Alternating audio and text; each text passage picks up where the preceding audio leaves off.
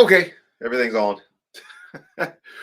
You would think we just, I'm just going to start saying, oh, hey guys, thought I'd get out of bed about 5 minutes ago and I would start the Erskine Music Show because that never happens. And you would be surprised at how often we can be working on the show for hours, but when it comes time to actually start the show, the dolphins are still in the ocean. They're still, and it's hard to get the dolphins on the show. It's hard to get Big Head in position. It's hard to get Ruby and Scooby in position. And we're not even in the location that we're normally in, which is Nashville, Tennessee. We are in, should I say it? I don't want people to rush the happy town of Litchfield, Illinois, but yeah, we're in Litchfield, Illinois. And I won't say the location. We're in an undisclosed location in Litchfield, Illinois. And if you are passing through or there's people that are there, yeah. So there's all that. So we're here with the Erskin Music Show, and I have moved myself over because I am inviting a guest onto this show. This is going to be pre-recorded, but it is going to appear very soon. In proximity to another show that we're doing, which is the show called The Way Forward. So the co-host of that show, Jason Plummer, Pastor Jason Plummer, has graciously agreed to come on here, and he's he's in the midst of texting me, not realizing that that's my main camera. So he's texting me. He's coming on the show here in just a few moments. And so before we do all of that, we have some customary things that we do on the show. If you've never seen the Erskin Music Show before, it's usually better than this, but for some reason today, struggle bus, the struggle. We're going to talk about a bus. Maybe I set that up so that you would all just realize the bus theme is coming here on the show. Let's get to this. If you want to subscribe to this show, you definitely should. On YouTube, Facebook, and Twitch, those would be the three main platforms. Please enable the notifications, and you can rock out with us here at the Erskin Music Show. This is a music, cultural, and commentary show. And so the way that I like to do things is I like to tell people, hey, I'm a music artist. If you need me to come and do a concert, or you need me to come and play at some event of yours, you need me to come and speak and play and bring a band or bring myself, whatever. We do all those sort of things. That's Erskin Music, and that's its own thing. That's its own trail, and there's our own team that's working on that. But the Erskin Music Show allows people who have been to those concerts before, like folks who are out there in the Midwest. You guys are strong. Whew, man, be hearing from Kansas City every day. Some of you guys have become my friends, and you don't even get on the show. You just text me now and just send me information. So that's cool too. But like, still watch the show, folks who are in the Midwest, because that helps the algorithm go up. And if there are more people who are watching and more people who are commenting, even though this is not a live show, if you guys will just jump on there and just drop some comments on there, that helps the algorithm out. That helps people know, hey, there's something that's going on over there. You know how Facebook likes to promote, like maybe they're fighting about something over there, or maybe they're, anxious about something over there. And so it'll send people to the show in due proportion. And so, you guys drop some comments on there, as well as the fact that you guys can obviously get in contact with me in other means as well. Without further ado, we want to bring in the man, the myth, the legend. He's representing the team today. What's going on, my man?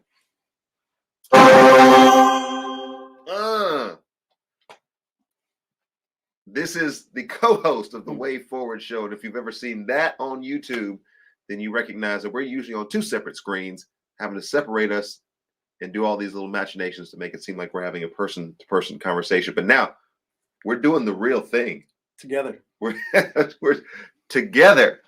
So, brother, good to have you on the show. We do stuff together every week, but just tell people out there who may not be familiar with what the Way Forward is. I'll flash that up there real quick, and then I'll give people a little intro of what we have going on. Tell us a lot about the Way Forward. Yeah, the Way Forward is a show, I think, that was born out of our concern for our culture and the church, particularly regarding race and religion and politics. And especially after the events with George Floyd and just some other things, we both recognize that we have a relationship that is worth sharing with the church and the community. And we both have a conviction that the church is the best place to provide the space where racial reconciliation and other injustices inside of our culture can be met at the cross, where God's perfect justice and his mercy meet. And since both of us are believers in the Lord Jesus Christ. Both of us are committed to his kingdom, and both of us are committed to each other. We felt like we could share that and do that. So Yeah. that's the way forward. So you'll see the tagline for the way forward on YouTube, but it usually goes a little something like this. Hit it.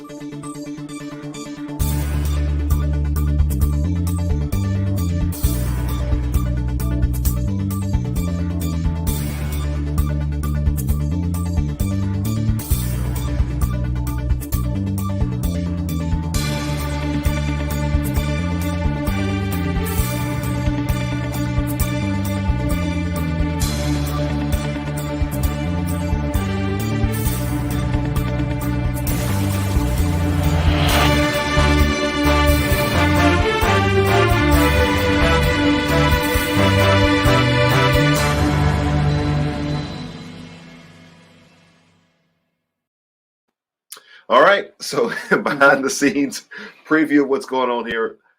This is not the way forward. This is the Erskin Music Show, but I figure since I'm here with the man, the myth, the legend, we might as well just go ahead and do our thing together. And so this will be the, I think, Wednesday edition of the Erskin Music Show, because we've got a meeting. I've discovered how to be two places at one time. Yeah. You pre-record yourself and then you show up live. Literally, it's going to say live, but I'm not going to be here live, but the comment section will still be turned on. Did you know that every day is a day of celebration? In fact, where are the Dolphins at? Dolphins, where are you at? Did you look at that code? Did you know that today is a day of celebration? Should correspond with December 1st. And December the 1st is, well, among other things, I think it's like National Candy Day or something. There's like 4 or 5 things that every day is. Yeah. But I decided I would skip past. Oh yeah, it's National what is it? Personal Space Day. I like that day. I decided I would skip past some of those things and get to some more substantive things, because anything other than what we're about to talk about. That's weird. We're going to talk about Rosa Parks because it's National Rosa Parks Day. December 1st serves as that. And so we wanted to do a little bit of discussion about Rosa Parks. And I'm going to read a little bit about her early years in her life to just give you guys a little bit of a context as to why do we even talk about Rosa Parks? And if you're out there, you're going, who's Rosa Parks? I feel like I've missed something. I feel like there's something important about Rosa Parks, but I've missed it. Hey, no shame on this show. We're not casting any shade on you. But I want to talk a little bit about Rosa Parks today because, chance to celebrate. You may hear something about it today. You may see something on the news about it. I don't know. There's a couple of presidents that have weighed in on this subject. And I think, as we get into it, we'll say a little bit more about it. But in February 4th, 1913, Rosa Louise Macaulay was born in Tuskegee, Alabama, to the parents of James Macaulay and Leon Edwards. Her father was employed as a carpenter and her mother as a teacher. In her younger years, she was sick a lot of the time, and as a result, as a small child. Her parents eventually separated, and her mother took her and her brother and moved to Pine Level, a town adjacent to Montgomery, Alabama. And so if you can sort of imagine the history that's there, fractured family, sick girl, South. At that time, Rosa spent the rest of her childhood on her grandparents' farm. So that was kind of her early years. And her childhood in Montgomery helped her to develop strong roots in the African Methodist Episcopal Church. Mm-hmm. That was where the background, really the roots of, when you maybe talk about her faith, that's kind of where all that began. Rosa did not attend public school until the age of 11. Before that, she was homeschooled by her mother. At the age of 11, she attended the Industrial School for Girls in Montgomery, where she took various vocations and academic courses. And she began the laboratory school for her secondary education, but never completed that because she was forced to drop out and to help her ailing grandmother. And that was, unfortunately, a reality for a lot of people who had family and farm and life responsibilities in conjunction with educational pursuits. Just sort of decisions that needed to be made there. Rosa's childhood was influenced by the Jim Crow laws of the South, which segregated white people from black people in almost every part of their daily lives, which included public restrooms, drinking fountains, education, transport. And for the children attending the school, there was busing for the white children for their school, but for the black children, they were required to walk to another school, public transportation followed this line of segregation and exempted Black people who were not allowed on the bus as long as they sat, or were all allowed on the bus as long as they sat in the back, apart from the whites. And so she's known as the mother of the civil rights movement.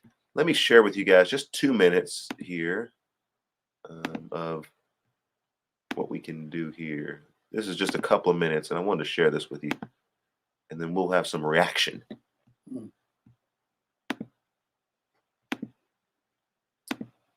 Oops.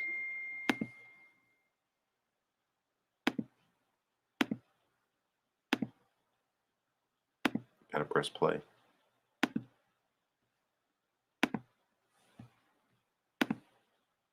It's from the History Channel, just so. December 1st, 1955. On that day, Rosa Parks boarded a bus and took a seat. A few stops later, she was told to give her seat to a white passenger who had just boarded. She refused. For those who insist that a moment be pinpointed when the American Revolution of '63 began, that moment will serve. When Rosa Parks decided to Oops. stay seated in December of 1955, I was 2.5 years old. I know that what Rosa Parks did made a huge difference in my life. The conventional wisdom about her is, oh, this was just a woman who got on the bus, she was tired, her feet hurt, she didn't want to get up. But that does not take into account her incredibly amazing political consciousness. She was part of a community of women activists at local colleges who were organizing to take on segregated buses. Rosa Parks sat out on the bus and began what we know today as American Civil Rights Movement. Rosa Parks actually galvanized a people for change. Rosa Parks had the discipline and the consciousness and the awareness to be able to be the person to represent African Americans who are trying to make a difference. And when Rosa Parks makes her stand, she became an icon for change. It's something that started with the spark from this woman that grew into a local bus boycott, that grew into a national consciousness. It made most Americans who care about liberty and justice realize that this way of life had to end.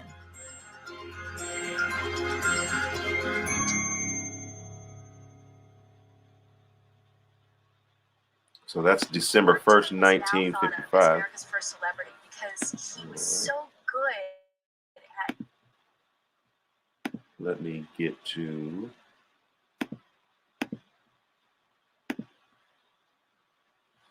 just a general screen here. I like that picture. All right, my friend, those are the kind of things that we talk about on the Way Forward show. And there's obviously more information that we need to have about Rosa Parks, and a couple of things that I wanted to add. I know there's a couple of things that you wanted to add as well. And so let's just go ahead and have that Rosa Parks moment together. Yeah. We have a Rosa Parks moment here. One of the things that strikes me about Rosa Parks, you mentioned her grandmother. Her grandmother was a big part of her upbringing, and this kind of quiet tenacity she developed over her. She's an example, I think, of somebody who allowed meekness to not display weakness, but really a lot of power and her self-control. And I think that her grandmother was really influential in that. And I know that a lot of folks highlight her political activism as kind of the hallmark of who she was as a civil rights activist. But I've found, as I've read about her a little bit here and there, that she had a very strong Christian faith that was really remarkable, that was undergirded by her grandmother, who read the Bible to her in the evening and did devotions with her, that carried with her. She carried her Bible with her where she went. And she kind of lived by this idea that Jesus is king. And that's really what helped her have the strength, because she talks about that in one of her biographies, how at that moment when the bus driver asked her to get up, how God gave her this really quiet strength, that this calm that kind of came over her. And she didn't attribute it to a political ideology. She contributed it to Jesus and his rule and his lordship over her life and over even America. And I thought that's really amazing, considering that just 9 months before that, a young lady named Claudette Colvin. Yes, that's who I was going to bring up. Yeah, because there's a contrast with Rosa. Claudette was a 15-year-old who did the same thing, and she was a little more boisterous about it, and definitely more vocal about it, but didn't seem to galvanize the people. And Martin Luther King was asked why. 9 months later, this young lady did it, and what was the difference between her and Rosa Parks? He mentioned that Rosa had this kind of biblical quality about her, this kind of quiet strength that seemed to be resolved in the rulership of Christ and the peace of Christ. And I just thought, what an interesting distinction that he made between those two ladies. Yeah, it's interesting when we talk about Claudette Colvin, who preceded Rosa Parks in terms of the type of boycott that she was willing to offer, and her support for the civil rights movement. That depending on how you trace those lines of, one's theology and one's spiritual life, one's cultural and political life, Claudette Colvin actually, I think she was pregnant out of wedlock. And a lot of the leaders from the NAACP thought that might be a hindrance to her being used as a person that people could galvanize around, because they could say, well, look at her lascivious lifestyle, or look at some of the things that morally were out of place in her life. And we can't necessarily, depend on that type of character as opposed to Rosa Parks, who, by all estimation and everything that I've read about her, had remarkable character. Character. And one of the things I really appreciate about Rosa Parks, and I don't draw shame on Claudette or anything like that, but there is something to be said about a leader whose character and integrity is so remarkable that you cannot bring it. It's above reproach. Yeah, you can't bring accusations against it. It's just something that stands for itself. And I feel like the Lord used her because of her character and integrity to do this one thing that started the civil rights movement. So I commend you. One of the things you can learn from Rosa Parks is to live a life above reproach, because that's who God's going to use to do real change, real justice, and real kingdom work, which is what I think she was involved in. Yeah. So I think there would be a lot of people. Oh man, got a lot of stuff going on over here. I think there'd be a lot of people who would be willing to say Rosa Parks serves as an example of the civil rights movement, and maybe even in our current generation, latch onto her and say, okay, here's the cause of justice, and let's just go out and fight this cause without looking at some of the spiritual foundation that was behind and who she was. I think it'd be a great opportunity for the church to say, let's look at what character and let's look at what opportunity and influence can do in a believer's life, as opposed to allowing the world to latch onto her and say, okay, here's a civil rights leader and let's go ahead and fight social justice. Let's, as Christians and believers, live a life that's above reproach. Let's know the Lord. Let's say Jesus is King and actually live that out in our lives. And then as opportunities come to us, let's see how God magnifies that and uses us. I think it's a great opportunity for the church to be able to advance that notion instead of just pure social justice. And there's something about her too that I find neat. Is I don't think she went looking for trouble. She had a history with this bus driver. He was not a very polite man towards Black people or women for that matter. And she had already had multiple encounters with this guy for the last 10 years, and even to the point where she avoided riding his bus for a while because he was just belligerent, so to speak. When she got on there and maybe even realized where she was and what she was doing, she paid her fare. She sat where she was, quote unquote, supposed to sit, and was doing what she was supposed to be doing. And this guy took took somebody who was obeying the law, doing what they're supposed to be doing, and trying to take advantage of them because of her confidence in the Lord, and because she's already been walking with the Lord and had that integrity. She was able to politely and gently rebuke this man without it being conceived as just a belligerent, criminal who's trying to act foolish. There is something really beautiful about this woman and her modesty and her meekness, but yet is so powerfully strong that God was able to take her and then have this massive movement to change things in America. And here was this 42-year-old African-American woman who was simply obeying the law and trusting our God. Uh-huh. That flows with something we've been talking about for this week. It's expect big things from small bricks, right?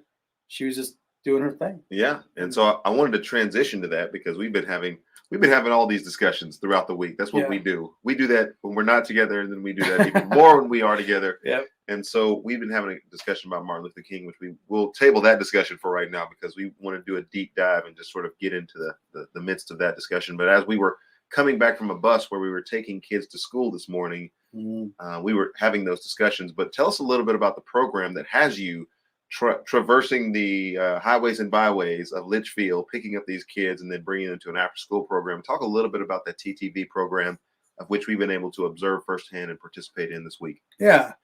Well, TTV, Tame the Vine, was born out of a burden that COVID brought upon our community when the schools had to shut down because of the virus. In our particular district, went to a hybrid model, which brought half the kids to school 2 days a week and the other half the other 2 days a week, and they were off on Fridays. Well, the school depended on the fact that parents in these families would have, one, support to do that, two, the internet to do that. And what we found was there was a group of students who were just not able to be able to sustain a good academic career under that setting. And so we as a church saw that burden, and we kind of jumped on it and said, hey, look, we've got a building, we've got space, we got internet, and we got people who are willing to love these kiddos. So we started it. We got these children involved, and many of these children, I guess you could say, would either fit somewhere under a high needs or maybe even at risk, or they have different learning obstacles they're overcoming. But a lot of our children have a lot of things they're trying to work through. And so we found ourselves immersed in this population of people who are really struggling. And we got a chance to provide educational tools for them, but also the gospel. And we're very deliberate and clear that we are about joyfully advancing the kingdom of God by making much of Jesus in these children's lives. And then we do that. And we do that at a great deal of sacrifice and care and trusting. And then we do that with a lot of passion and joy. And so part of that is in the morning time, we get to go pick some of these kids up to get them to school, because that's really the first step, just getting them to the school so they can learn. And then after school, we take them to the program where we teach them music, and we do math, and we do reading, and we do grammar. And we do hours of really robust gospel and learning and play, educational play. And we do that 4 days a week, and we do it the whole school year. Yeah. And so there's a couple of beautiful inroads here. There may be somebody who's watching this today and you're saying, hey, I really feel like the Lord has called me to do this type of ministry, or to be involved in this type of ministry, or I want to start this type of ministry. What are some of the hidden dangers, maybe, or hidden things that maybe when you were beginning this, you were thinking, oh, this is a great opportunity. Had I known then what I know now, I would have prepared for this, or I would have made sure this was in place, or I would have rallied people around. Yeah. Because there's always things that come up. Yeah. That you didn't anticipate. Yeah, there's a few things. One, try to articulate a very clear vision about what you're doing and where you're going. Be flexible as all get out. That's a ministry mantra. Yeah, you are dealing with a population who just they roll the beat of a different drum, and so you're going to have to understand that working within that realm is just going to have to be extremely flexible and pliable. Have structure. These kids thrive under routine and boundaries, and just when last year we were not as structured as we are this year, and it just brought a lot of unnecessary stress. This year we run smoothly, and we have way less stress, and we have a lot more engagement, and I think we're going to see a lot more fruit from what we're doing. And something we talked about earlier is you need to come into this with the attitude of expecting big things from small bricks. And what I mean by that is as we lay every day, we see what we do is laying down a brick and a bigger foundation, and a bigger palace, a bigger wall, if you will. You hear those sort of things on the Erskin Music Show all the time. That's right. It's amazing. Like we started like sharing information. In all fairness, it's inspired out of what Erskin talks about, this kind of do small things and worship Jesus, something along those lines. Worship Jesus, think small. Worship Jesus, think small. From that kind of idea, we also get the same thing that flows in Tame the Vine is expect big things from small bricks. You lay down small small decisions that seem mundane, a routine that seems mundane. And when you trust the Lord with every single brick, eventually He builds the house, and eventually things come to fruition. Because in this kind of ministry, you're just not going to see the fruit that you would see in a big, glamorous kind of maybe a mega church type thing, or you're just not going to get immediate feedback. This is, you got to be thinking 5-10 years down the road. Where do you want these They be kids? grinding up in this thing.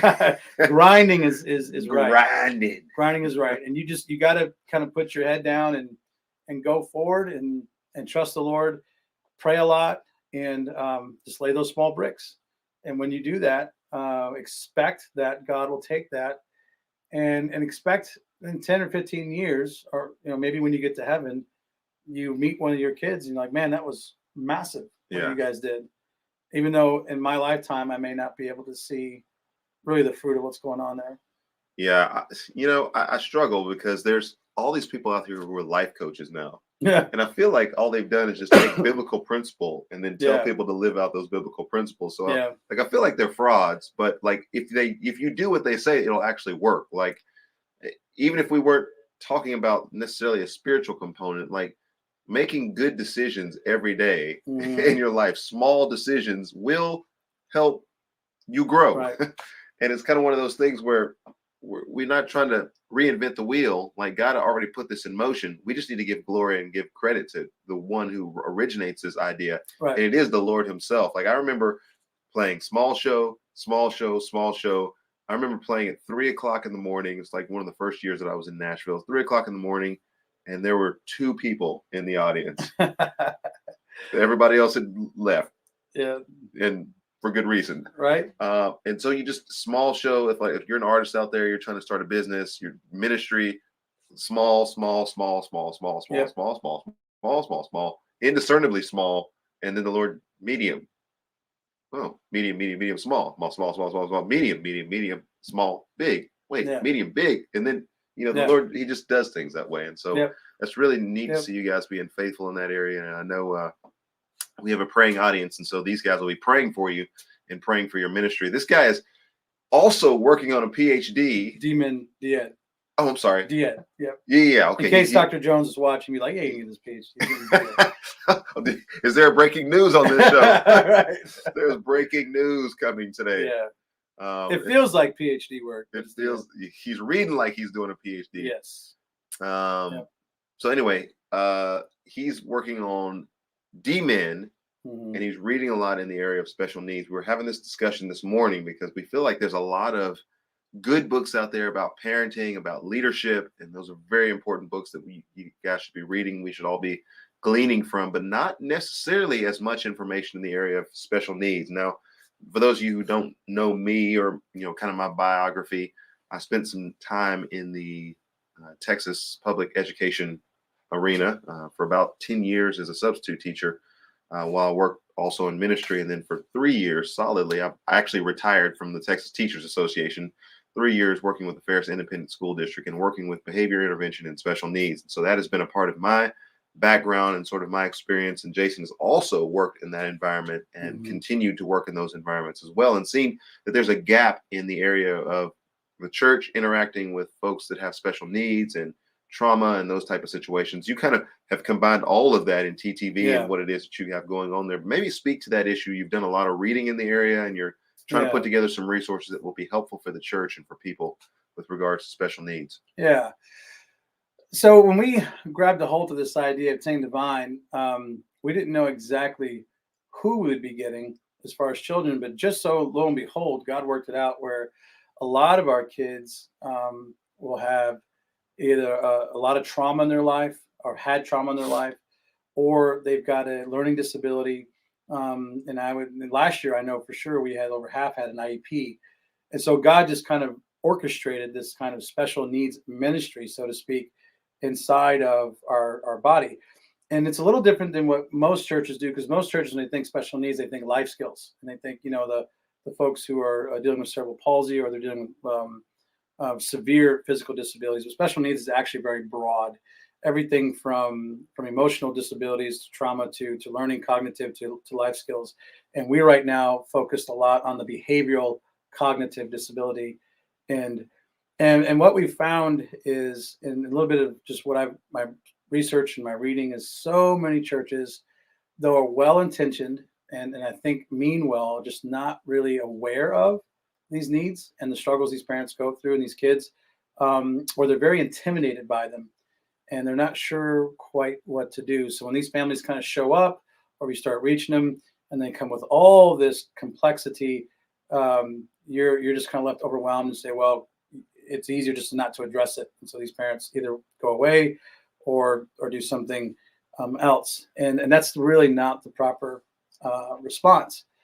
We also found that pastors, unfortunately, just do not have a really good understanding or a theology of suffering and a theology of disability. We doing it all, man. We doing it all. So, come on now. We get the people. We gonna get the pastors. Who else is out there that we need to get? So we're just kind of finding that, like I said, I don't want to be too hard on the church, but this is just an area that we could shore up. And I think Tame the Vine is taking, again, a small brick and a bigger picture to begin to address these needs and the complexities that come. And we're trying to, on the one hand, of course, how do you mentor kids with learning disabilities and trauma? Because that brings a lot of complexity. At the same time, build their character and their love for Jesus and disciple them that way. And that's the question that we're answering here. Mm-hmm. And I think every church needs to address, because I'll tell you this, going forward, every community is going to have this problem. And if you want to address a darkness in your community, this is a place to go to hit it with in my particular setting. We have a large methamphetamine problem inside of our county, and we have a lot of a lot of issues inside of our educational system. We have poverty. We have a lot of dysfunctional family dynamics happening. And you add all that together, and it creates a really big burden on children. And these burdens begin to manifest themselves in behavior and at-risk behaviors and antisocial behavior and stuff like that. Every church and every community is going to have this problem, and you guys need to be ready to address it. On top of the increase in autism that's happening. Oh, and come on now! This show got deep. And the increase in other disabilities being made aware. So there's a lot of ground to cover, and there's a lot of ministry to take place if you're willing to open your doors to it and go after it. What's crazy about what you're saying, and we'll get back specifically to that theme, but I had a meeting with the sheriff's office in Nashville a couple of weeks ago, and they literally, and maybe I'm overstating this, but they brought in a bunch of religious leaders, and they were practically begging us. They were saying that one of the things that we know statistically is the case is that if we have somebody to meet people at the door in terms of when they get out of prison, having some place that they can go, somebody that they know, somebody that they can talk to, somebody that they can rely on, the statistics are infinitesimally large in terms of they will not go back to prison if they have somebody out there they kept saying, meet them at the door. Are you church leaders willing to have people or ministries or whatever it is that you guys can give us meet people at the door, because we want to address this problem? And I was thinking to myself, wow, they are all but begging the church. And they said, we don't even, like, if your church has a ministry that we can broadcast into these jails and prisons, like, we want your church to be involved in this, begging people to do ministry. And what is so eye-opening to me in this generation is that there's more ministry out there than can possibly be done. That's why the harvest is plenteous, but the laborers are few. But if you're sitting back and you're going, I just can't find a place to serve, like, you're just not looking. Yeah. There are so many places. You move to Litchfield. I'll give you something to do. So many places. And I'm thinking to myself, man, I could have a whole entire ministry of just when guys get out of prison, meet them, take them to lunch, get them set up, next thing, and that would become a ministry. Like, if you want it, go get it. Here's the sad reality. We're addressing that issue from the front end. Because a lot of the kids that we serve and the families that the things that they're dealing with inside of their family structure are heading either towards overdose, suicide, or prison. Yeah. And so we're trying to address that issue on the front end before they get there. And so, you want to talk about opportunities for ministry, whether you want to be at the front end and you do some mentoring and you try to help these guys make better decisions so they don't wind up there, or you want to get to the back end. We have a prison 8 miles from where we live. We have another one in Greenville, 45 minutes away, and another one in Vandalia. We have 3 prisons within a 50-mile radius of Litchfield. That's amazing. Yep. And what's crazy about that, Jason, is that here we are having a discussion about, what's going on with the kids as an intervention to what's going on in prison. Hey, you got to push this button here. And then the other side, prison, and then response after prison. But in the midst of that, we have these sort of sloppy discussions that take place in our society about, defund the police, and that just gets all off the rails. What the sheriff in Nashville was essentially saying, he said, we just need to be honest. Let's be honest. Yeah. We have not done what it is that we are supposed to do. We looked at a problem. We said, oh man, people are bad. So let's build prisons. And so we have one solution for the person who is maybe a little bit going in that direction. A couple of kids that are coming to mind that are going in that direction. You know what? Make a mistake, send them to prison. And that's going to fix the problem because they're out of sight, out of mind. Yeah. Where are all the intervention services that we need? And he would say, we need people to do exactly what it is that you're doing. Yeah. Without these after school programs, without these people who are intervening in kids' lives at an early age, they are going to struggle. And so by the time they call us, we don't have any other option except to book them. Yeah. We book them. And so then they have a prison record. And so, good luck getting out of that situation and then trying to find a job and then trying to make something of yourselves because the momentum is already going the other direction. Yeah. Whereas what we should have done, and our sheriff is willing to say this, what we should have done is we should have had intervening institutions that would have been along the way, because by the time we get called, there is a way for us to get people mental health. Yeah. That's for us to book them and then send them to a place where we refer mental health. But what if we had that on the front end? Yeah. What if instead of police officers going to respond to the naked guy at Walmart, like we had some way that we could send them somewhere else so that they could get the help that they need instead of let's take him to jail? Man, we just had the same. So I'm not defund the police. We are not defund the police people. Don't hear that come from this show and be like, hey, let's talk about defund the police. No. I just had a phone call from the police chief of a lady. He did not want to book. He's like, this woman does not need to be in jail. She needs to be in a place where she can get some help.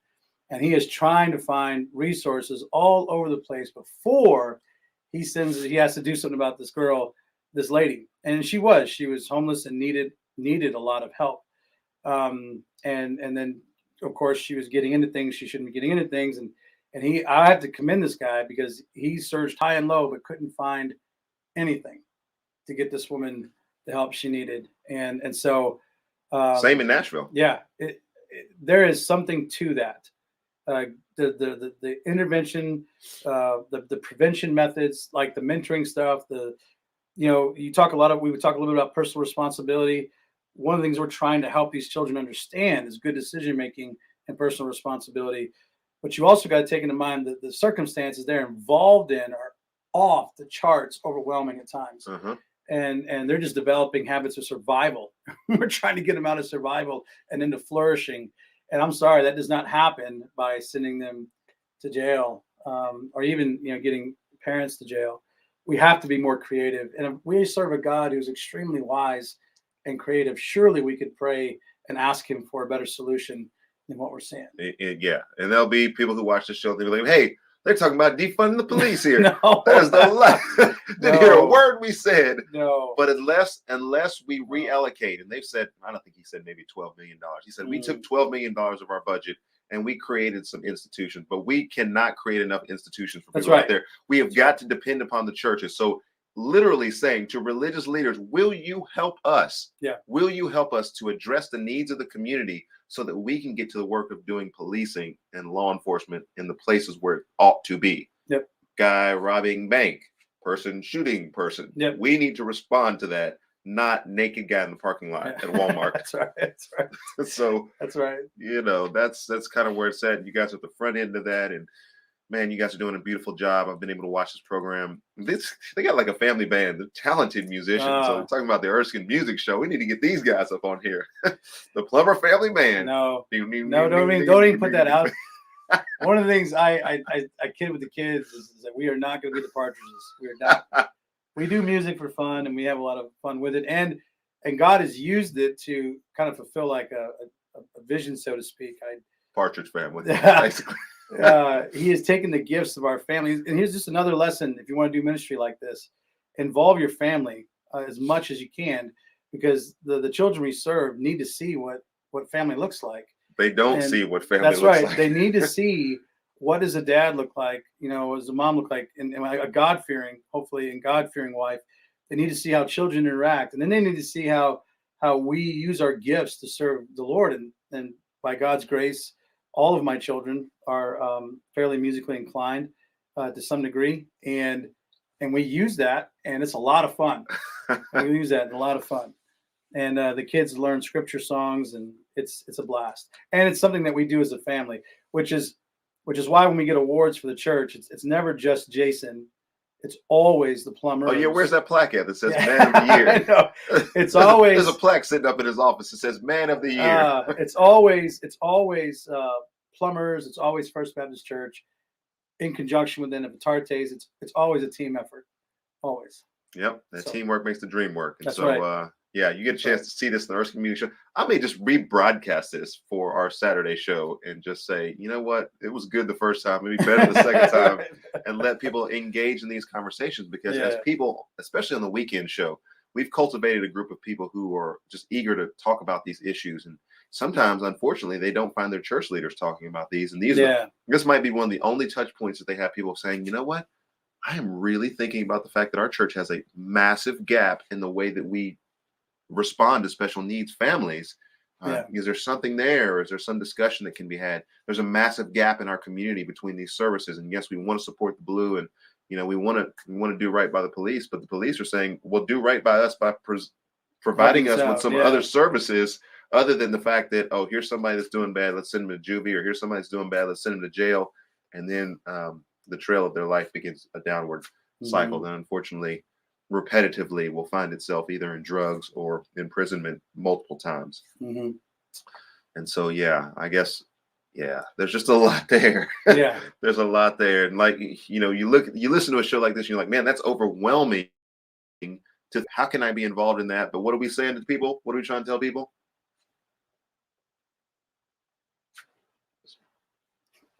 The small thing. I'm trying to think of what you say. I can't remember what it is. And I say, I know what our I say, in our house, in our ministry, have big expectations from small bricks. But you have an even better saying. Well, worship Jesus with small. Well, the tagline for our house church is worship Jesus. Think small. That's what it is. Think small. Think small. Yep. So I've gotten so used to saying what I say that I forget I got it from you. It's become a tertium quid. It's a third thing now. It's all your thing now. Yeah. You have helpfully taken that and you've run with it and created something that we could have never imagined. That's what happens when you collaborate and you share together. That's right. And so, thanks for coming on the Erskin Music Show. We'll probably use this at some point. For my pleasure. The way forward, we got a little Rosa Parks discussion in there today, and so just keep it rolling, man. We're just doing the next thing, which is probably going to be lunch here before too much longer. So that's right. We pre-record these shows all throughout the day, and so So thanks for joining, my friend. All right, boss. I'll see you in a bit. Keep doing what you're doing. Got the way forward information down there at the bottom. But this is actually the Erskin Music Show. So let me put some of that information up there. You're wondering, who is this guy? What is going on in this place? So a little bit of that. We're going to play some music. The show's not over. Don't, hey. Just because he walked off the set, that doesn't mean that we're stopping. Just because I'm hungry and want to go to lunch doesn't mean I'm stopping. We know how to grind. We can push through these situations. And I want to play some music for you guys. And I want to do one other thing here, just to let people know about some upcoming things that are coming. Erskin Music Show, as well as the way forward, as well as concert series that are out there. Yes, it's Christmas season. And so we're definitely going to be sharing some things with you. Got some new music that's going to be coming out, at least new to the audience that's on Spotify and not buying physical copy CDs. So music is out there. We've recorded the music. We've done everything. And so we'll make sure that we get that to you. For those of you who have been coming to my Christmas concerts and Alinia's Christmas concerts of the last few years, you guys maybe already have a physical copy and are already listening to some of this music. But it is the most wonderful time of the year. Just ask my kids. They've been looking forward to Christmas since August. And so this is the Erskin Music Show, as I said there. Let's get a little bit of music on this show because it is a music show. What you guys want to hear? Huh? What? Only Love. Okay. Yeah, we'll do that.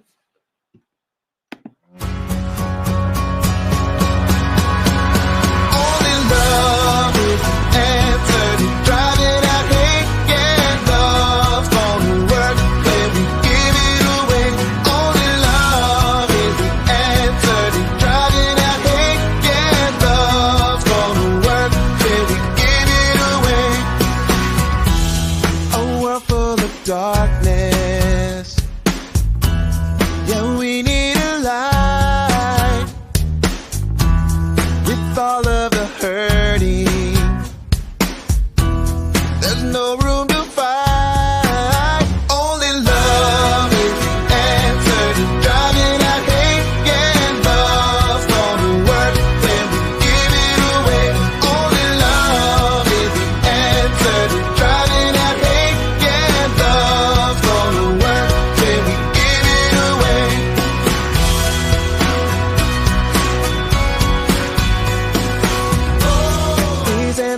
Serving. Our love needs to move. Let's reach to each other. Oh, there's no time to lose. Only love is the answer to driving out hate. Yeah, love's gonna work when we give it away. Only love is the answer to driving out hate.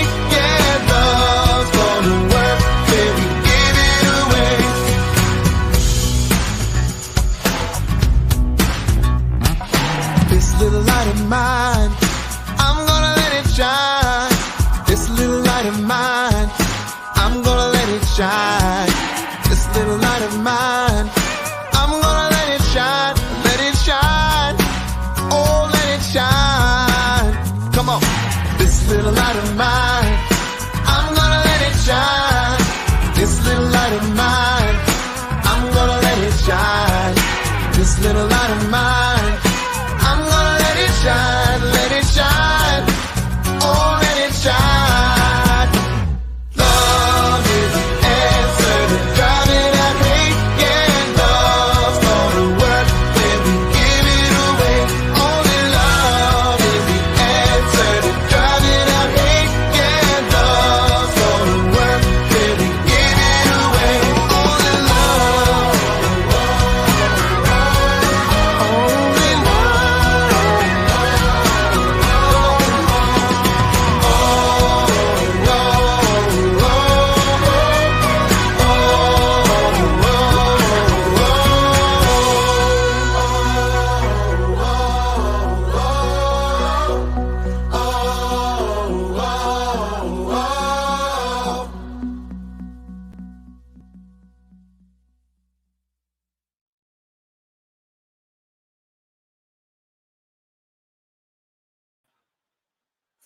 We in the newsroom chopping it up today on the Erskin Music Show, and just a couple of really quick things there. I want to make sure that we get all this information. All right, so really quickly here, we've got, let's see, this is the beginning of December, and so this week we're in Illinois. Next week, for those of you that are in the Memphis area, we're going to be at Collierville Bible on the 11th and the 12th. We're going to be doing a Christmas concert with Lenny. I'll get some of that promotional information up there. But just listen to what I'm saying. Just listen to what it is that I'm saying. By the time we air this broadcast and then re-air this, you'll still have time to get there. Drive to Memphis, drive to Collierville Bible Church on Saturday, December the 11th, and we'll be doing a Christmas concert, but also a fundraiser that night. And then we'll also be doing worship the next Sunday morning, December the 12th. In Collierville. After that, and I'm currently efforting getting all this information. Man, so many announcements to put out there. I'm going to be working in conjunction with Melanie Penn, doing nothing. I'm doing nothing except turning on all the buttons to make her sound louder. So I get a chance to work with Melanie Penn's team, and she's going to be doing some Christmas concerts in the Tennessee region. So I'll get some more information up so I can promote that as well. If you're in the Johnson City area, that's where I'm going to be.